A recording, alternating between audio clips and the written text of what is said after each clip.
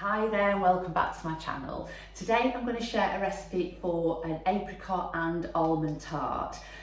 This recipe is going to incorporate a couple of other things that I've shared with you before, but what had inspired me to make this, it's actually only my second time of making this recipe, but I picked up some apricots the other week that looked absolutely amazing. I couldn't resist them, and I was thinking what could I make with them, and so I made an apricot and almond tart. Well, I actually made some little individual ones, and that's what I'm going to do today. And they turned out so well. Neil actually said, you've got to show this on YouTube. So here I am sharing it with you now today. So to say, it's only my second time of making it, so if I make a few boo-boos, do excuse me. I've changed the camera angle around a little bit today. I hope that that works for you. I'm just trying to show you that I can get as much things on the worktop, and I sometimes struggle going the other way. Anyway, enough of that. Let me get on and share the recipe with you.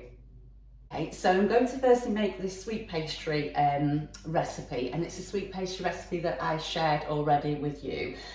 So into the bowl, and what I'm going to do as well this time, I'm actually going to write the recipe down below, so all the recipe will be in the written description. I'm doing a bit of an exclusive thing, sharing this on YouTube for now, so rather than sending you back over to the blog, the full recipe is going to be written below. Okay, so into the bowl I'm just going to put some gluten-free plain flour, and this is ASDA that I'm using today, ASDA's plain flour. I'm going to sift this because it just makes the pastry nice and light, and then I'm just going to sift in the icing sugar. As I say, the quantities are all going to be below, so I won't go through the quantities with you, but just give you an idea of what I do and really just show how quick it is to do it as well. And then I'm just going to put some almonds into the bowl there as well, and then just a quarter teaspoon of salt. And I'm just going to whisk these dry ingredients then together in the bowl. And then into the bowl then I'm just going to put the cube butter, and I've had that in the fridge. I laid it out and had it in the fridge because it's just better if it's nice and cold for rubbing in. Okay, so just going to rub this in until it resembles chunky breadcrumbs. Okay, so once it's got to that stage, that's absolutely fine. There are a few chunks of butter, but once we've added the egg and we've kneaded it for a bit, you can break that down. Okay, so just add, that's just a large egg I'm adding in there. And just stir that through. And unlike standard pastry, I think it's to do with the sugar. I think I mentioned before when I've shared the sweet pastry recipe, we're not going to add any more water into this, because I think when the sugar mixes with the egg and everything, obviously that causes a little bit of liquid as well. So you end up finding the eggs enough to bring everything together. And this is a lovely, lovely pastry to work with as well. And again, beauty about gluten-free, it doesn't need any chilling because it's got no gluten in it to relax, so it's just perfect. So the flour says is plain flour used, and say it's the ASDA gluten-free plain flour that I've used, but it's like the equivalent of your all-purpose. If you're thinking like America or Canada, that's what you refer to it as, an all-purpose. Okay, that does feel slightly sticky, but I'm not too worried because I'm going to add a little bit of flour and dust the top there as I roll it out. So I'm just going to knead this for a few moments because it just makes it a little bit easier to work with. I mean, the beauty about the one today, I'd probably say don't go too overboard with the flour, just so it doesn't change the texture too much of the pastry. But say that the beauty about this pastry today is because we're going to do little tarts, we're not going to be rolling a big piece out, so it's not going to be as hard to handle. I do think when you're practicing gluten-free or getting used to using gluten-free, making gluten-free pastries, by doing little pieces, making little tarts, it does make life a lot easier. Okay, so that's nice and soft, and I think that's ready to go now. As I say, if it's too soft, then it is harder to roll out, but that's good to go. What we'll do now is just divide that into 6 pieces so it's nice and easy to manage. Just flour my knife a little bit.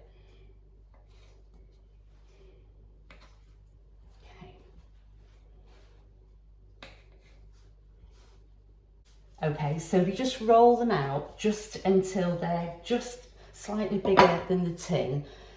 I'd say try not to roll them too thin because it'll just make them harder to handle then at that point. But that should be absolutely fine. And then just going to drop them into the tin. The beauty about this pastry is to say, if it is a bit like a patchwork, you can then patch it up a bit, so don't worry if it is. And then just going to lift the pastry, and as I say, even that, I've made that slightly bigger than I need to. But if I've got any pastry left over, I'll just, what I'll just do with that is I'll make some tarts already, and then I can pop them in the freezer for another time, because the mixture I'm making today will only make 12. So I'll just roll that over the top, and that's how they look, like that. So yeah, again with the tart, don't go too big. I'd suggest don't go too big with your pastry piece. And I'll just show you a little bit more slowly how I did that before. So I'm just going to go in like that, just gently in. And don't worry, as I say, if it breaks a bit, it's fine to patch up and no one's going to see it, because you're going to have the frangipan going on top. So I'm just going to like gently push it in a bit, because that means that it won't stretch too much then, the pastry, and when it bakes it won't shrink then.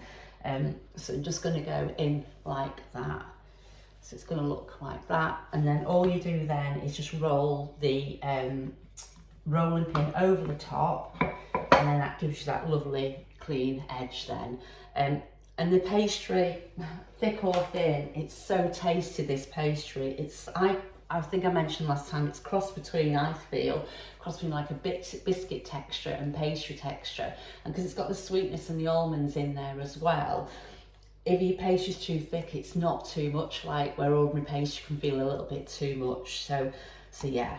So that's them all filled. I find by putting them on one tray, not only does it good for baking when it's in the oven, so baking the base of the little tarts, it's just easy for handle, you know, when you put it in and out of the oven as well. So they're all done now. I did have quite a bit of pastry left over, so what I'm just going to do now, while I've got it floury worked up, I'm going to fill a tart, and then I can pop that in the freezer, and then I'll have a bit of a clean up, and I'll show you the next stage. Okay, so first for the tarts, just going to prepare the apricots, because they're just going to sort of break down a little bit with some lemon and sugar. So I've washed these apricots, and apricots just look amazing, don't they? And that's what tempted me to make the tarts in the first place. The recipe, I should have said before, is actually inspired by a Raymond Blanc one as well, because when I was looking for things to make with apricots, I googled and then came across his recipe. So what I did, I combined what he suggested with the apricots and everything, and then my own, well, what I've used previously, should I say, for the almond tart recipe. So I'm just going to stone these apricots. Now, depending the size of the apricots really will depend how many you need. I think I'm only going to need about 3, so that's just what I'm going to prepare. Just going to thinly slice. You can see there, just going to ever so thinly slice the apricots, because these are going to lay on top of the frangipan. Just going to pop them in that bowl like that.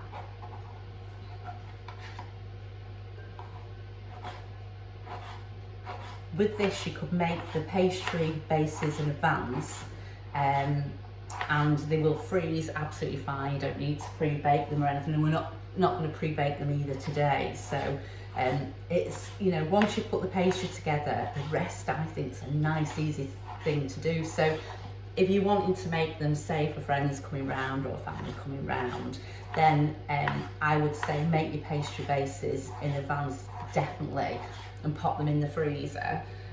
You could bake from frozen as well if you wanted, but so you know, you've only just remember to take them out, and that's absolutely fine. But say bake from frozen or bake as they are. I would say some of these apricots are a little bit feel a little bit softer than when I last used them, so I'd say try and get firm ones if you can. Okay, so that should be enough, because I say they're only going to go round and I don't need too many. So with that, I'm just going to add some sugar. Sorry, missed out a camera shot, so I'll get used to it from this angle. and then a squeeze of lemon.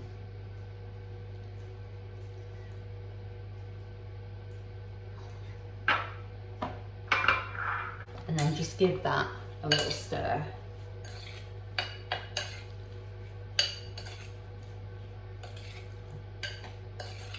Okay. And they can be left as they are then until ready, which won't be too long now, to be honest. So I'll just get that out of the way. The frangipan topping. Frangipan is just like a sponge really in a way, except that rather than using flour, you're going to use ground almonds. So into the bowl I'm going to add, now that's what I must mention as well, because it's best to do to get the butter out quite a bit before you need to use it for the frangipan, because you want it nice and soft so that you can mix it. And then just put that into the bowl. And it's a little bit harder, then just give it a quick whisk before, or mix. I've got a spatula, so just do it like that.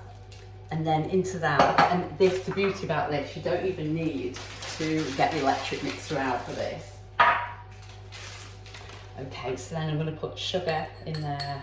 I say again, all the quantities will be written below.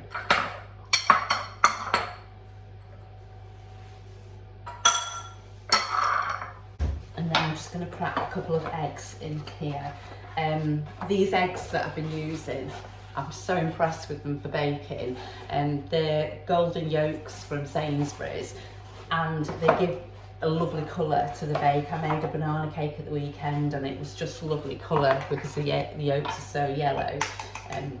So yeah, just add those in.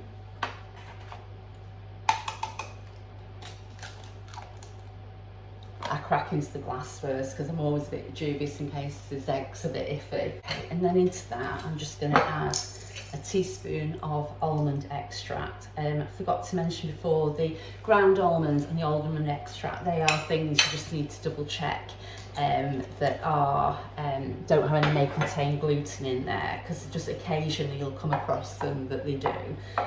So just double check on those, and I'm just going to mix everything together.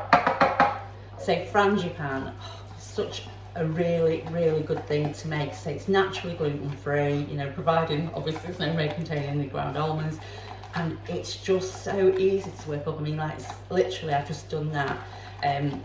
You know, it's so simple, and it's not, as I say, you don't need to get the air in quite the same as you do as a normal sponge, because it's quite a dense mixture when it's cooked, so that's not a problem. So that's the frangipan all good to go. So then into the tarts, what I'm going to do is add a couple of spoons.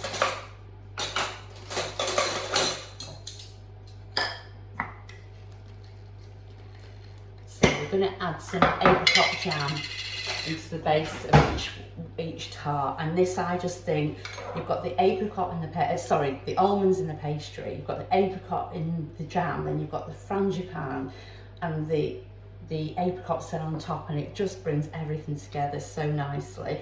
So it's just a spoonful into the bottom, just gives everything such a lovely and then just spread that around like that. It's really yucky outside at the moment, so this is a really nice thing to make on a day like today.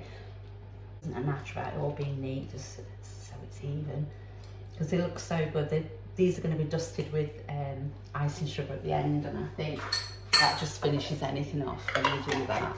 Okay, and so to each one of these, I'm just going to divide this frangipan.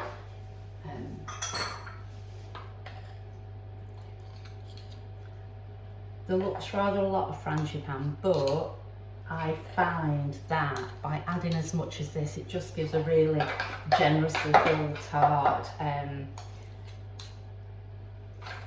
The original recipe from Raymond Blanc, he actually used half the amount of frangipan. He did one large tart, but he used half the amount, but I just find that trying to do it as equal as possible. I should have done it as like heaped spoons rather than being a bit haphazard there. But yeah, I find this amount is really, it's a nice generous amount. I mean, when me and Neil first tried these, I split it between us. We didn't have a whole one each, and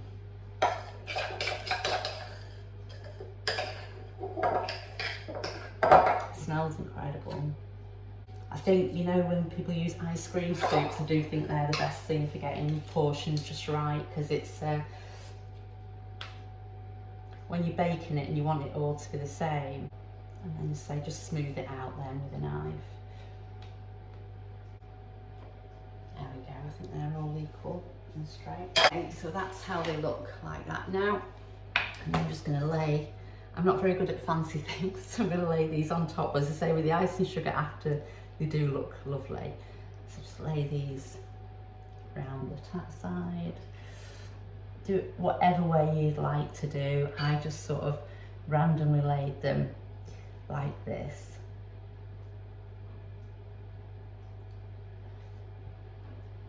So it's like got little ones that can go in the middle then. But it doesn't really matter, because as I say, at the end they're going to have ice and sugar on, and they just seem to look fabulous when you take them out. Okay, so if you want to be really arty, you can, but that's just how I've done them, and honestly, it doesn't have to be all neat and tidy, because as I say, they'll bake and they'll just look amazing when they're done, but you spend as much time or as little time arranging them as you want. So I'm just going to pop these in the oven, and then I'll show you what they're like when they're baked. They're going to take about half an hour to bake now. There we go. So I've just took the tarts out of the oven now. When you just gently press the top, they'll feel soft and springy. And I'm just going to leave them now on the tray. So I gave them, they've had about 35 minutes in the oven, but it'll all depend on sort of, you know, you might be using a little bit of a different egg, or your oven temperature and things like that can slightly vary even though you set it. So I'm just going to leave those for a moment or so on the tray, and then I'm just going to transfer them onto, I've just got a cooling rack here, so I'm just going to put them on just to cool a little bit, and then just dust them with a little bit of ice and sugar just to finish them off. But already they look so impressive, and I know this is something a little bit more fancy than what I've showed you in the past, but they taste so good. These reminded me of something you'd have from, you know, like a French bakery. They just taste amazing. And yeah, Neil was smitten with them when I made them, so I'm sure you'll love them too. So I'll just show them you when they've got some ice and sugar on the top. So the tarts have been out of the oven now for about an hour, and they've cooled down absolutely fine, and I've just taken them out of the tin. I'm just bobbing them onto this plate now, and then I'm just going to dust them with ice and sugar, and you can see exactly what they look like as they're finished. And I'm actually going to cut one as well, just so you can see what that looks like inside.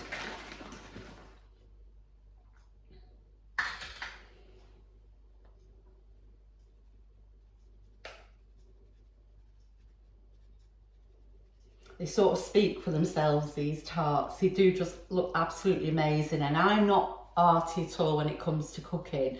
I sort of consider myself to be a good home cook, but not at all arty. And these even impressed me when I last made them, and I just think they look absolutely brilliant. Okay, so I'm just going to cut one for you, and then you can see what it looks like inside. Okay, there we go. I'm dropping some of the apricot, making a right hash of it there. Okay, so that's a squidgy frangipan then in the middle, but they do look absolutely amazing. And the pastry is short, but they eat really, really well. So yeah, so they're the finished tarts. Okay, so that is the gluten-free apricot and almond tarts. As I mentioned before, it is a little bit more, I'm saying fiddly, it isn't fiddly, it's just there's more stages to the recipe than other things that I've shared with you in the past, but it's well worth it, and it's something I think would really impress friends and family, and they just taste amazing. That's the most important thing anyway, more than anything, more than how it impresses people or not, it's all about the taste, and these taste incredible. And if you've got some time on your hands, out of all the things I've shown you, I definitely encourage you to have a go at these, because you will be blown away with how good they taste. I think the combination of the pastry, the jam, frangipan, and then the tartness of the apricots on top, it's just lovely. So yeah, so that's me for now. I look forward to being back again with you to share some more recipes soon, but in the meantime, take care and bye for now.